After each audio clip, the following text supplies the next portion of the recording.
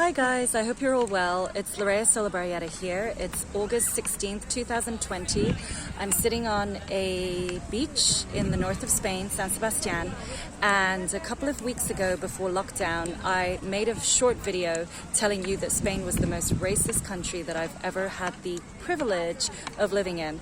So this is my first video to tell you about the first really racist incident that I experienced while living in this country, and there's going to be a whole series of videos because this is the sixth country that I've lived in my life. All of the countries I've lived in have been very well developed, and this country is really backward, and I need to make these videos because I'm part Spanish too, except I receive a lot of racist treatment from my own people here because they don't realize that I'm actually part Spanish. So I'm going to tell you about the very first incident I experienced in the island of Ibiza, Spain, 5 years ago, 2015. I was trying to get my Spanish residency card, which is called a DNI.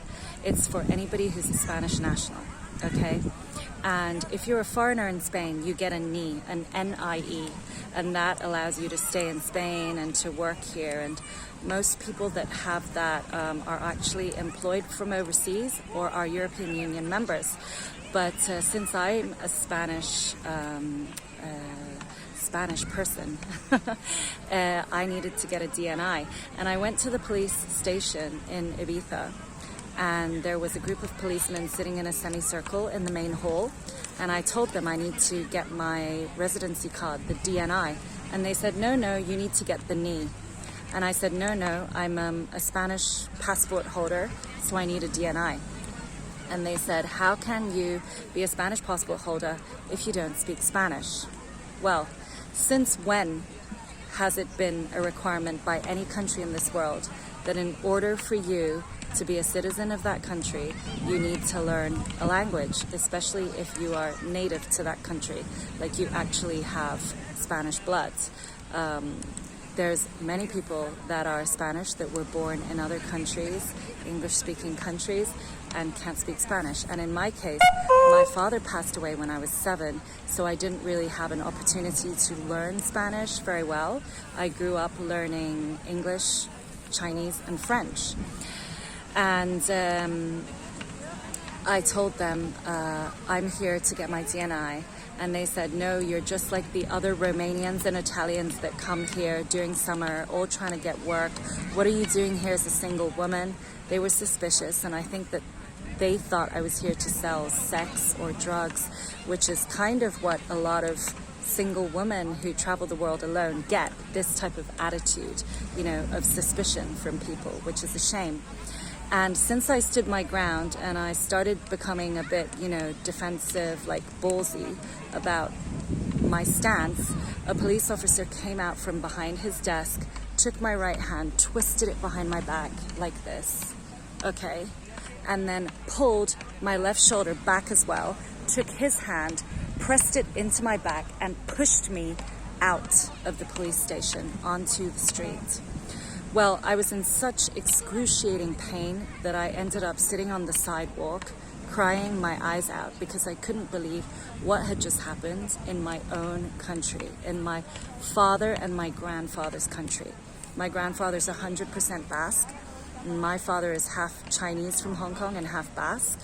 And I just couldn't believe the treatment that I received.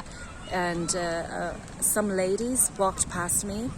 They were really sorry for me, and they said, you need to go to the police and make a report.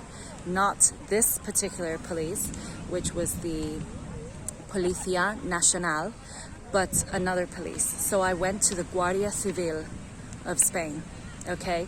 So the problem with Spain is that they have like lots of different types of police, but you can make complaints about citizens, and also about the police themselves at any police station, and then it all goes into the system. So in the Guardia Civil, they were really nice. They spoke English, they understood my situation, and they made this report. And that was the first really racist incident that happened to me in Spain. okay? And I had gone to Ibiza in the year of 2015 to actually look for a place to invest because I had come into some money from my family.